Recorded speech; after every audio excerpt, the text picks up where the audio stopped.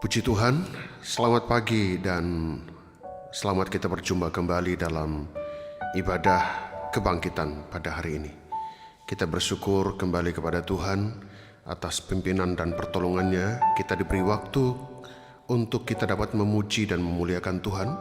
Khususnya kita mengingat kembali bagaimana Tuhan bangkit, dan kita sangat yakin bahwa kebangkitannya akan juga berdampak kepada kehidupan kita untuk kita dapat dibangkitkan bersama kebangkitannya. Kami percaya pada ibadah kebangkitan ini kita akan merasakan bagaimana Tuhan mengalahkan kematian, sehingga kita tidak perlu takut lagi untuk menghadapi masa-masa sulit dan masa-masa sukar yang ada di depan. Kami percaya pada satu minggu yang kita sudah lewati, maka kita sangat yakin Tuhan memberikan hal-hal yang luar biasa dalam kehidupan kita, sehingga kita dapat melihat kehadirannya.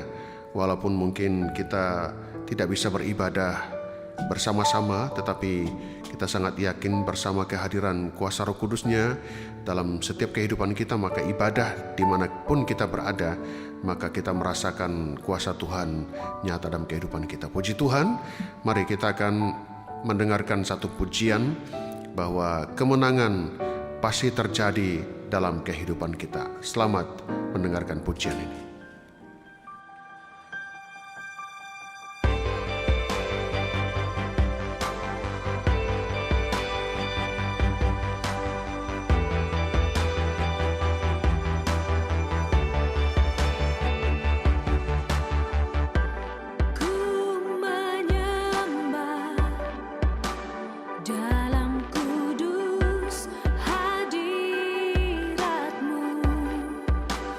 Hamba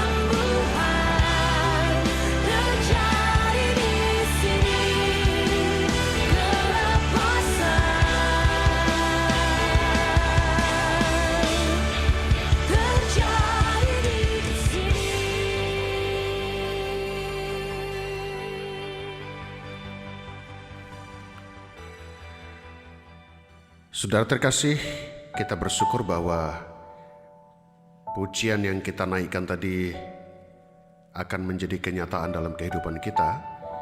Kemenangan, kesembuhan, keselamatan akan terjadi di sini. Akan terjadi dalam kehidupan rumah tangga kita. Akan terjadi dalam pekerjaan dan aktivitas kita. Luar biasa kehidupan kita bersama dengan Dia yang bangkit, yang kita rayakan pada saat pagi hari ini. Kita akan mendengarkan firman Tuhan dan sebelumnya kita berdoa. Tuhan Yesus, kami bersyukur buat kesempatan pagi hari ini. Kami mendengarkan firman-Mu. Sebelum kami mendengarkan firman-Mu, kuduskan kami, sucikan kami, layakkan kami, karena firman-Mu adalah pribadi-Mu sendiri. Dan di dalamnya ada kekuatan-Mu yang mampu menolong dan menyelamatkan kami. Roh Kudus, terjemahkanlah firman-Mu, sehingga kami dapat memahami, terlebih diberi kesanggupan untuk melakukan firman-Mu. Terima kasih Tuhan Yesus, terima kasih Bapa. Kami bersyukur buat kesempatan ini, di mana kami bertemu dengan firman-Mu. Dan buatlah kami sama seperti Maria, duduk diam, mendengarkan firman-Mu. Kami percaya itu adalah bagian yang terbaik yang Engkau inginkan dalam kehidupan kami. Kami sambut firman-Mu penuh ucapan syukur. Dalam nama Tuhan Yesus Kristus kami sudah berdoa. Haleluya. Amin. Pada saat pagi hari ini kami bawa saudara merenungkan firman Tuhan. Apa arti penting kebangkitan Kristus bagi kita? Nah, saudara terkasih, kami akan menjelaskan makna dari kebangkitan Yesus untuk kita. Apakah makna penting dari kebangkitan Kristus? Yesus telah bangkit dari antara orang mati, dan itu merupakan hal yang baik, karena Dia tidak perlu terus mati. Akan tetapi, apakah hubungannya dengan saya? Apakah hubungannya dengan Anda? Apa itu kebangkitan? Apakah hubungan antara kematian dan kebangkitan Yesus dengan setiap kita? Nah saudara, fakta bahwa Yesus telah bangkit dari antara orang mati secara historis adalah pokok yang tidak dapat disangkal oleh pakar. Akan tetapi persoalannya adalah bagaimana peristiwa itu menjadi nyata bagi kita. Bagi mereka yang ingin mempelajari latar belakang sejarah peristiwa ini, ada beberapa buku yang bagus untuk dipelajari. Salah satunya adalah buku yang berjudul Siapa yang Memindahkan Batu Itu, karya Frank Morison. Morison awalnya menyusun buku ini untuk menyangkal peristiwa kebangkitannya. Dia bukanlah seorang Kristen, dan akhirnya dia malah menghasilkan buku yang membuktikan kebangkitan. Dan buku semacam ini sangat layaklah untuk dibaca. Nah, saudara terkasih, namun tetap saja buku ini tidak mengungkap apa kaitan langsung antara kebangkitan Yesus dengan kita. Bagaimana peristiwa itu memberi keyakinan bagi kita bahwa kita akan bangkit kembali?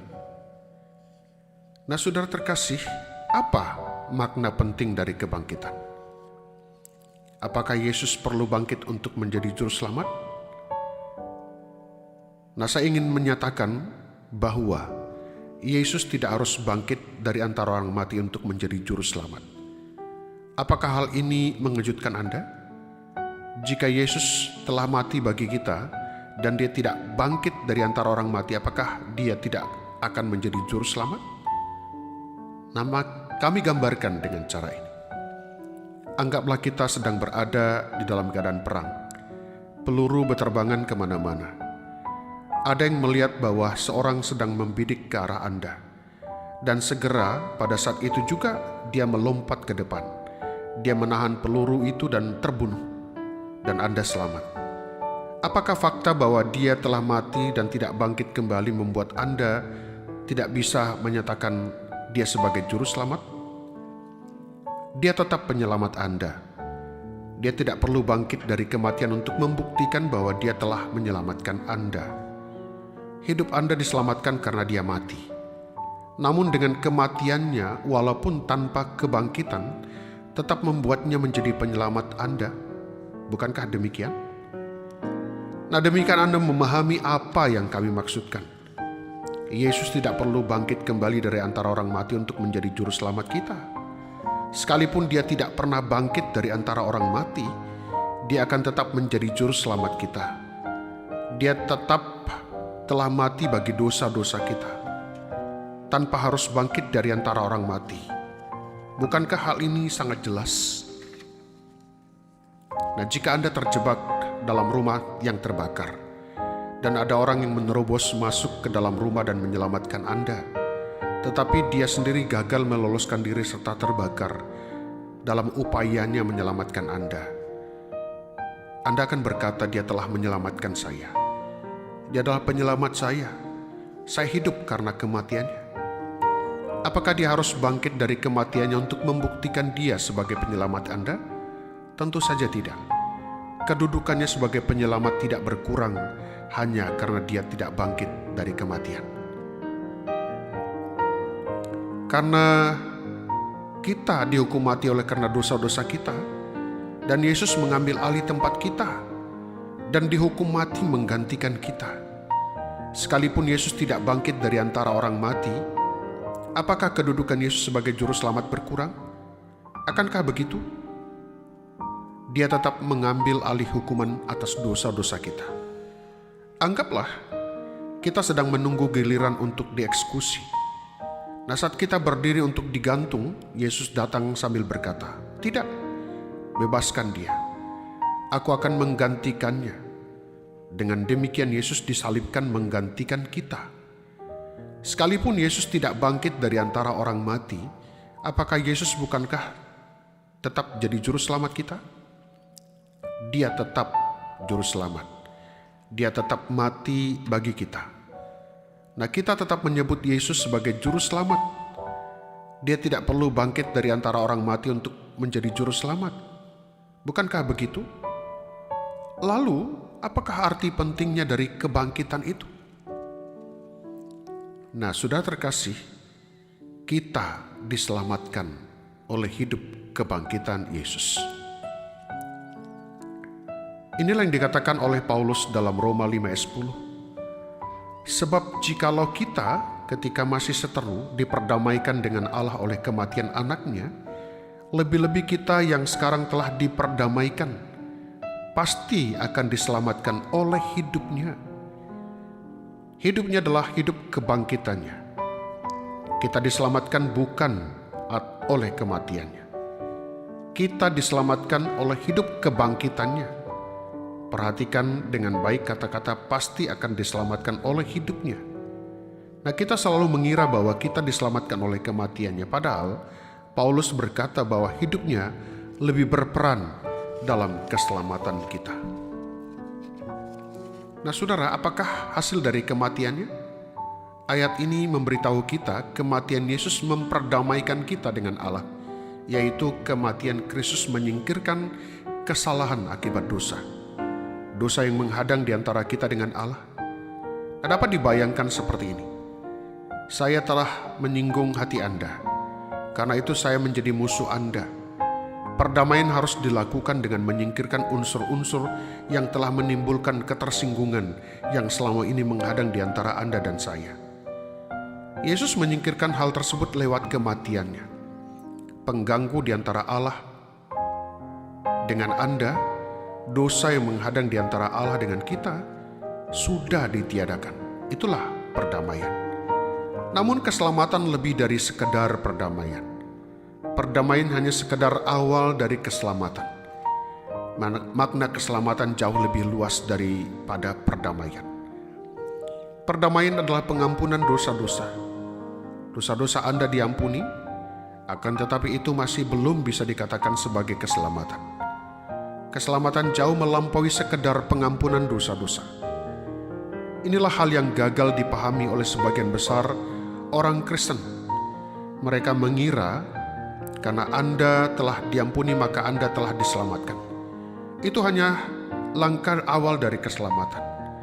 Nah, saudara-saudaraku, kami ingin agar Anda memahami hal ini. kita diselamatkan oleh hidup Kristus. Apa yang dimaksudkan dengan lebih-lebih atau jauh melampaui? Nah, pembenaran, istilah yang digunakan oleh Paulus, jauh melampaui pengampunan. Pembenaran mencakup pengampunan, namun pembenaran jauh melampaui pengampunan. Sangatlah penting untuk memahami hal ini. Menjadi seorang Kristen bukan sekedar berkata, dosa-dosaku sudah diampuni. Itu hanya langkah awalnya saja. Menjadi orang Kristen lebih dari sekedar diampuni. Nah, saudara terkasih, Yesus tidak dapat menjadi penguasa kita tanpa dibangkitkan. Nah, kami kembali kepada poin di bagian awal tadi. Yesus bisa saja menjadi juru selamat kita tanpa harus bangkit dari antara orang mati. Yesus tetaplah juru selamat kita yang sesungguhnya. Akan tetapi, dia tidak bisa menjadi penguasa ke atas hidup kita tanpa kebangkitan dari antara orang mati. Nah, orang yang mati demi saya dengan menahan peluru depan saya, orang yang mati bagi saya dengan menyelamatkan saya dari rumah yang terbakar, jelaslah merupakan penyelamat saya, karena dia telah mati untuk menyelamatkan saya. Akan tetapi, dia bukan penguasa saya. Dia tidak bisa menjadi pemilik atau tuan atas kehidupan saya. Dia sudah mati. Hanya orang yang hidup yang bisa menjadi penguasa Anda. Dan itulah sebabnya kita menyebut Yesus sebagai Lord Jesus. Kita tidak bisa memanggil Yesus Lord jika Yesus tidak bangkit dari antara orang mati. Kata Lord hanya akan menjadi gelar kosong. Akankah Anda memanggil orang yang telah mati bagi Anda sebagai Lord? Apakah ada artinya? Tentunya sekedar suatu basa-basi saja. Nah, saudara terkasih dimanapun berada, hal apakah yang secara khusus diterapkan oleh kita atas kebangkitan Yesus? Kedaulatan atau hak sebagai penguasa hanya bisa diterapkan dengan kebangkitannya. Yesus tidak bisa menjadi penguasa saya. Dia tidak bisa menjadi oknum yang memiliki saya. Dia tidak bisa mengendalikan kehidupan saya jika dia mati. Dan inilah pokok yang ingin kami sampaikan. Banyak orang mengira bahwa mereka percaya bahwa Yesus telah mati bagi mereka, maka hal itu sudah cukup. Hal ini tidak cukup bagi keselamatan. Itu hanya langkah pertama dari keselamatan. Akan tetapi belum memadai. Jika Yesus tidak menjadi penguasa di dalam kehidupan Anda, maka dia tidak akan menjadi juru selamat Anda. Dia menyelamatkan kita bukan sekedar oleh kematiannya, tetapi lebih-lebih lagi dengan hidupnya. Ingatlah selalu pada Roma 5 ayat 10, lebih-lebih kita yang sekarang telah diperdamaikan pasti akan diselamatkan oleh hidupnya. Nah, saudara terkasih, bagaimana hidup kebangkitan Yesus menyelamatkan kita? Dengan cara bagaimana Dia menyelamatkan kita? Inilah persoalannya. Kami sudah menguraikan bagaimana cara kematiannya menyelamatkan kita. Sebenarnya kita wajib dieksekusi untuk membayar hutang dosa-dosa kita. Tetapi Yesus menggantikan tempat itu.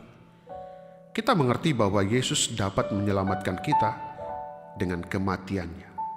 Tetapi kecuali Anda mengerti juga bagaimana Yesus dapat menyelamatkan kita dengan hidupnya, maka Anda tidak akan pernah mengerti apa makna keselamatan itu. Nah, saudara terkasih, bagaimana Yesus menyelamatkan kita dengan hidupnya? Ini adalah hal yang sangat penting untuk dipahami. Nah, yang pertama, kuasa Allah yang membangkitkan Yesus adalah kuasa yang menjadikan kita manusia baru. Nah, kuasa Allah yang membangkitkan Yesus adalah kuasa yang sama yang menjadikan kita manusia baru. Apakah Anda sudah menjadi manusia baru? Jika Anda hanya mengandalkan harapan bahwa dengan mempercayai Yesus telah mati bagi Anda, maka Anda diselamatkan, maka Anda belum mencapai keselamatan dalam makna yang alkitabiah. Hidup Yesuslah yang akan menyelamatkan Anda. Kuasa Allah yang membangkitkan Yesus harus menjadikan Anda manusia baru. Jika tidak, maka Anda tidak pernah diselamatkan. Nah, saudara terkasih, manusia baru sangat penting bagi kita sebagai orang Kristen.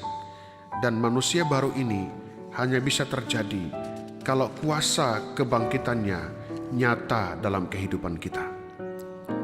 1 Petrus 1 ayat 3 berkata, "Terpujilah Allah dan Bapa kita Yesus Kristus, yang karena rahmat-Nya yang besar telah melahirkan kita kembali oleh kebangkitan Yesus Kristus dari antara orang mati, kepada satu hidup yang penuh pengharapan." Dengan cara apa Anda lahir baru? Allah telah melahirkan kita kembali lewat kebangkitan Kristus. Melahirkan kita kembali berarti menjadikan kita manusia baru lewat kebangkitan kembali dari antara orang mati. Kebangkitan harus menjadi realitas dalam kehidupan Anda sekarang ini. Jika tidak, maka Anda tidak akan diselamatkan di masa yang akan datang. Yang kedua, Yesus dibangkitkan supaya hidupnya dapat disalurkan melalui kehidupan kita. Hal yang kedua adalah kelanjutan dari poin pertama. Allah tidak sekedar membangkitkan kita untuk masuk ke dalam kehidupan yang baru, kemudian membiarkan kita. Kita tidak dibiarkan berjuang sendiri. Allah tidak berkata, "Baik, sekarang kamu adalah manusia baru. Aku telah memberikan hidup kebangkitan kepadamu. Sekarang kamu harus berjuang sendiri." Nah, jika Anda hanya dibiarkan sendiri, apakah yang akan terjadi? Anda akan seperti baterai yang diisi, semakin lama akan semakin kehilangan kekuatannya. Nah, kami melihat hal ini terjadi banyak pada anak-anak Tuhan, orang-orang Kristen.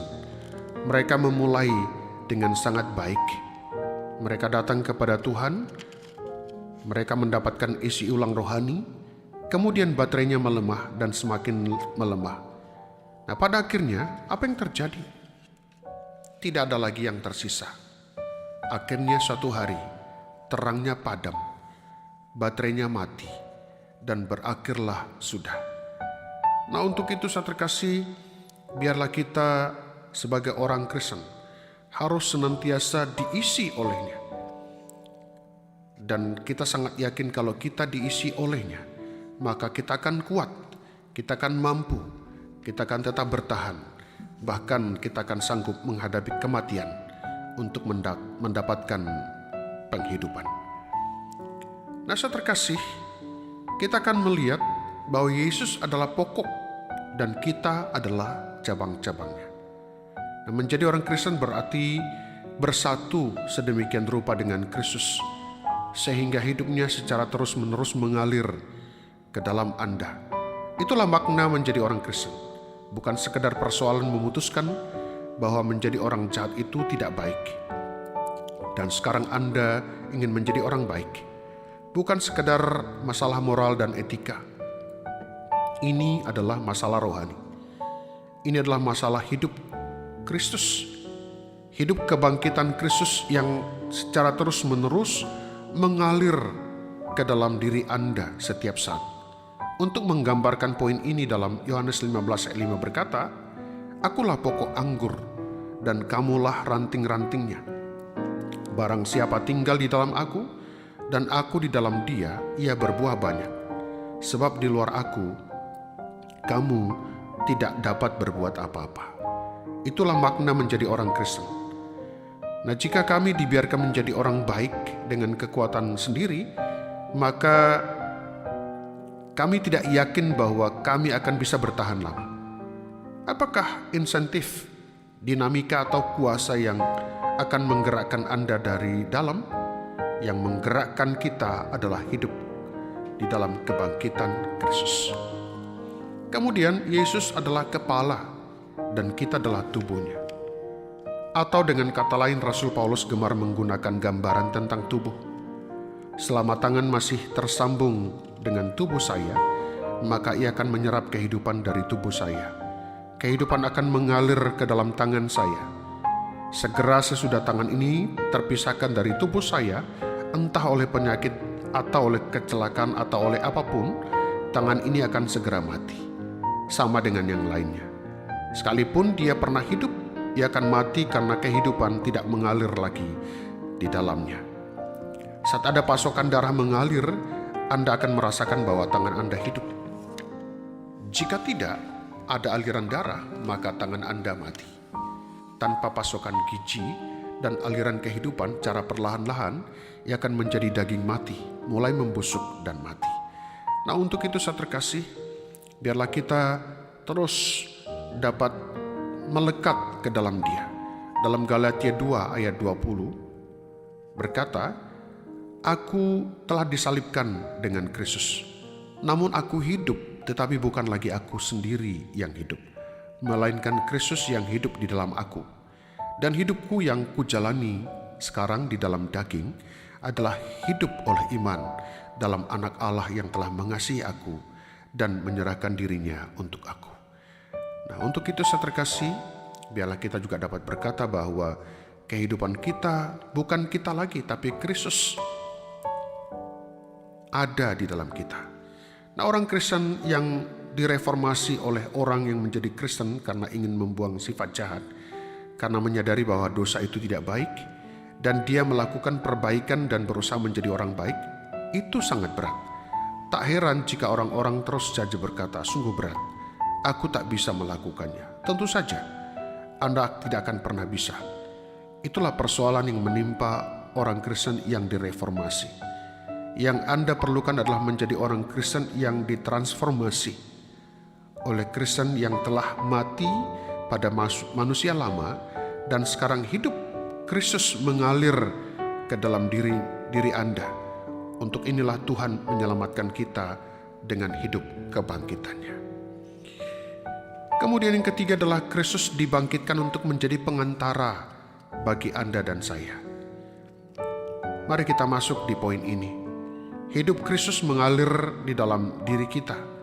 Kristus hidup di dalam kita, dan karena itu kita menjadi perwujudan Kristus di dunia ini. Saat orang lain mengamati kita, mereka memikirkan tentang Kristus. Segala kesalahan yang kita perbuat sebagai orang Kristen akan mempermalukan nama Kristus. Inilah alasan mengapa banyak pada hari-hari ini tidak pernah mau percaya kepada Kristus, karena ternyata pengikutnya menunjukkan sikap yang tidak baik. Seringkali pengikutnya menjadi batu sandungan. Nah, untuk itu perlu kita menyadari bahwa kita ini akan menjadi pengantara dari Kristus, supaya orang-orang lain dapat mengalaminya dalam kehidupan mereka sehari-hari. Kemudian saat terkasih, kita akan melihat bahwa kasih itu harus kita miliki dalam perwujudan kita sebagai pengantara. Kalau Yesus dengan kasih yang luar biasa dapat diwujudkan untuk menyelamatkan kita, maka kita juga yakin bahwa kita juga mampu dan sanggup mewujudkannya untuk kita nyatakan untuk orang-orang lain yang belum terselamatkan. Nah, saat terkasih, inilah renungan yang kami sampaikan pada saat pagi hari ini. Kami sangat yakin kuasa kebangkitan Yesus akan nyata dalam kehidupan kita. Dan untuk itu biarlah kita tetap tinggal bersama dengan Dia, melekat di dalam Dia. Dan kalau kita melekat dan tinggal di dalam Dia, maka kuasa kebangkitannya akan juga nyata dalam kehidupan kita. Sehingga kuasa kebangkitan itu akan dapat dialami juga orang-orang lain yang belum mengenal Tuhan yang ada di sekitar kita.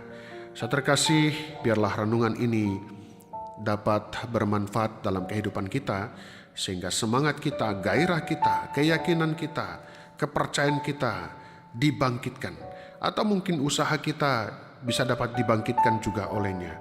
Bahkan rumah tangga yang sudah mulai lesu akan dibangkitkan lagi kasih dan cintanya. Dan kami sangat yakin di dalam kuasa Tuhan yang dibangkitkan dalam kehidupan kita, nama Tuhan dipuji dan dipermuliakan. Mari sama-sama kita berdoa. Tuhan Yesus, kami bersyukur buat firman-Mu. Hamba-Mu terbatas menyampaikan firman-Mu, tapi kami sangat yakin Roh Kudus tidak pernah terbatas untuk menyampaikan firman-Mu. Khususnya makna daripada kebangkitan-Mu nyata dalam kehidupan kami, anak-anak-Mu. Kami rindu ya Tuhan, kami dapat mengalaminya dan kami dapat mewujudkan kebangkitan itu dalam kehidupan kami sehari-hari. Terima kasih Tuhan Yesus, terima kasih Bapa. Kami juga berdoa buat anak-anak-Mu yang pada saat ini mungkin tidak bisa mendengarkan renungan ini. Doa kami supaya Engkau terus menyertai mereka.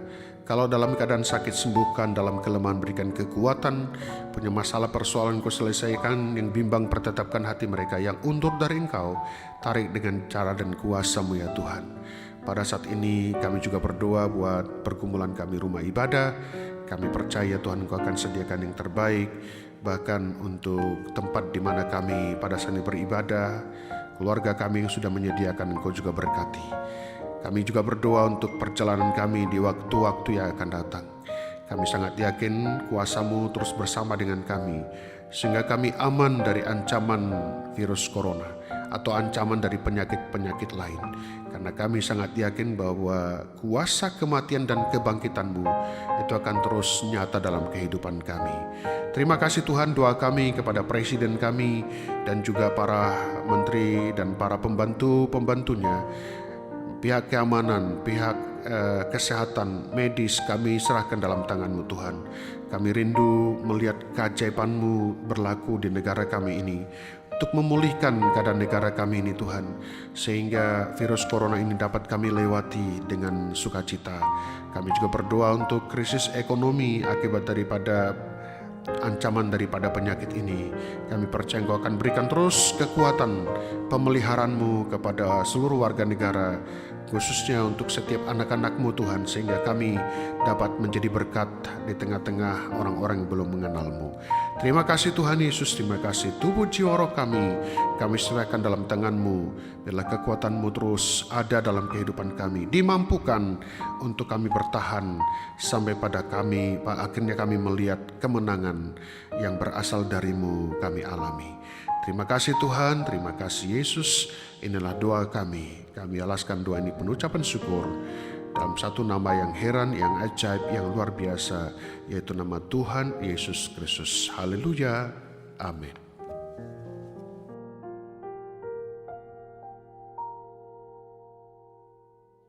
Kami percaya Tuhan, bahwa tidak ada kuasa yang terlebih besar di tempat ini selain kuasa-Mu.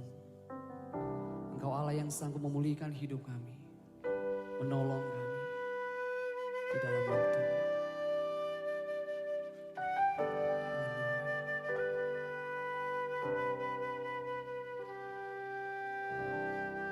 Kuasa-Mu terlebih besar, Tuhanku terlebih besar. Tak pernah terlambat janji-Mu ya Tuhan, menolong hidupku. Kuasa-Mu terlebih besar, Tuhanku terlebih besar. Tak pernah terlambat janji-Mu ya Tuhan, pulihkan hidupku.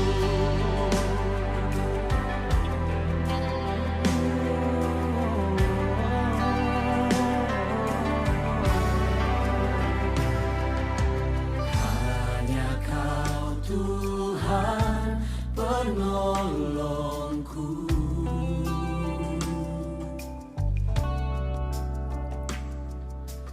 yang selalu setia bersamaku.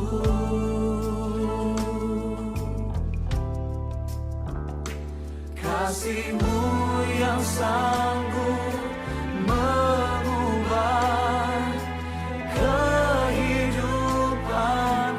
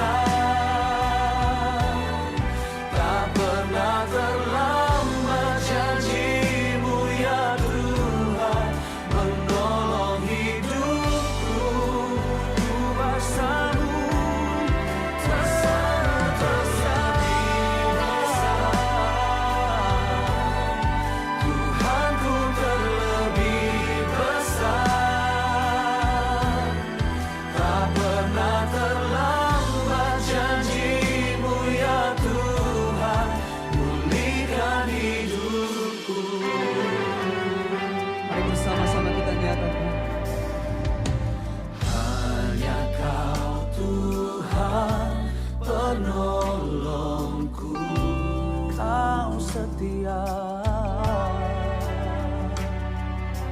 yang selalu setia bersamaku, dan kasih-Mu yang sanggup mengubah kehidupanku. Sungguh kami berserah kepadamu. Sungguh ku percaya, Kuasa-Mu terlebih besar. kuasa-Mu terlebih besar, Tuhanku terlebih besar. Tak pernah terlambat janji-Mu ya Tuhan, menolong hidupku. Kuasa-Mu terlebih besar, Tuhanku, Kau yang terlebih besar. Tuhanku terlebih besar. Tak pernah terlambat janji-Mu ya Tuhan, pulihkan hidupku. Mari kita berikan tepuk tangan sorak-sorak kemuliaan yang terbaik hanya buat Allah kita. Haleluya.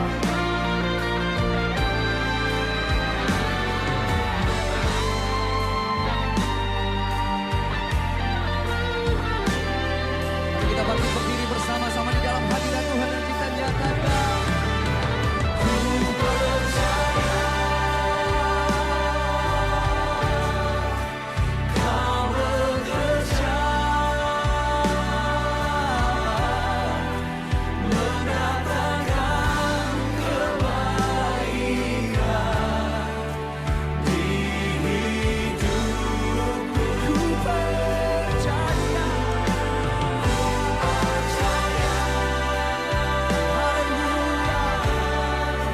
Kau bekerja, mendatangkan kebaikan, mendatangkan kebaikan.